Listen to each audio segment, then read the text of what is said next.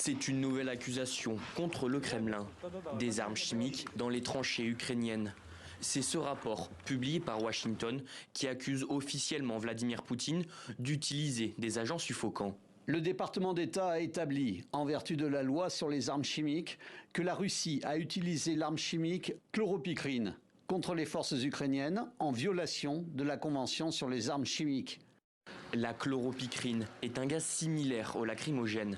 Des vomissements, des maux de tête et même des œdèmes pulmonaires provoquant la mort sont constatés chez les personnes exposées trop longtemps. 235 grenades auraient été utilisées pour le seul mois de janvier. Des drones ont largué des grenades sur nos positions d'infanterie.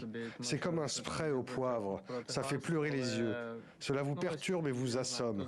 Il est très difficile de s'acquitter de ces tâches une fois qu'on l'a inhalé. Depuis le début du conflit, 500 soldats ukrainiens ont été pris en charge. Et ce n'est pas la première fois que Moscou est accusé d'utiliser des armes chimiques. En 2020 déjà, Alexeï Navalny avait été empoisonné. C'est le sort réservé aux opposants du régime. Dans un contexte de guerre frontale, cette utilisation n'est pas un fait isolé. Au départ, il y a eu un début de prolifération de l'utilisation d'armes chimiques pendant la Première Guerre mondiale. L'idée était d'essayer de sortir de l'impasse dans les tranchées, et je peux imaginer que la même logique est utilisée ici.